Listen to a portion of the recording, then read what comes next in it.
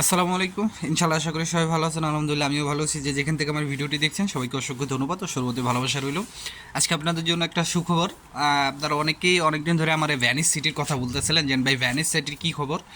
আজকে ভ্যানিস সিটির খবর দিব, আগে বলবো না, এটা ভিডিও যখন শুরু করবো তখন বলবো। অ্যাপয়েন্টমেন্টের বিষয়ে কথা বলবো আর ফ্লোসির নোলসটা কবে থেকে বের হবে এই বিষয়ে আপনাদের সাথে কথা হবে। আশা করি আজকের ভিডিওটা আপনাদের জন্য খুব উপকারে আসবে। তো ইনশাআল্লাহ পুরোটা দেখার চেষ্টা করবেন।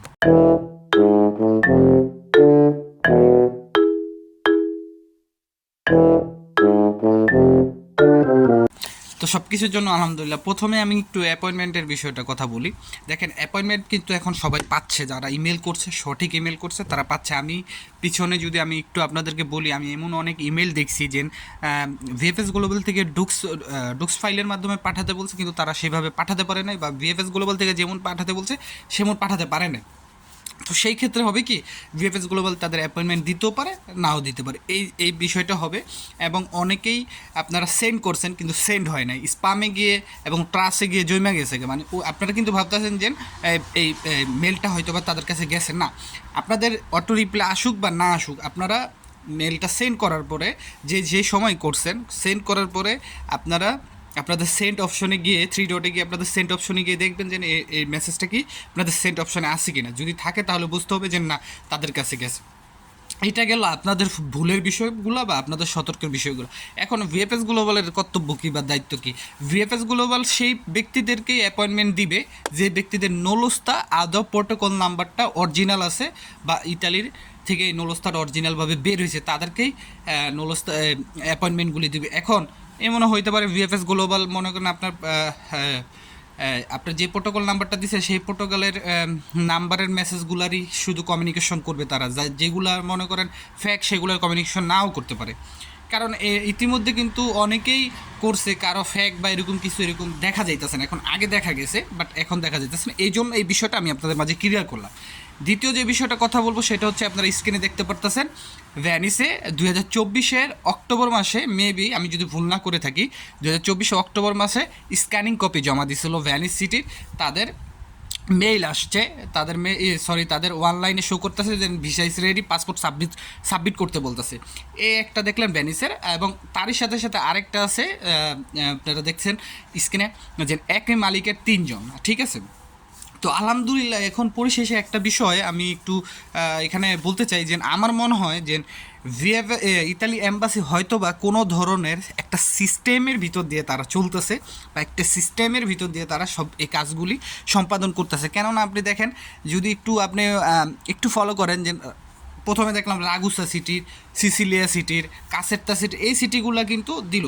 যেমন আমি পিছনে আপনাদের বললাম যে আমার বন্ধুর ফাইলগুলি রিজেক্ট করে হয়ে গেছে, তখন কিন্তু ভ্যানিস সিটির অনেক কাগজ উঠছে। এরপরে কিন্তু ভ্যানিস সিটি পুরো বন্ধ ছিল, ভ্যানিসের আর কাজ ধরে নাই।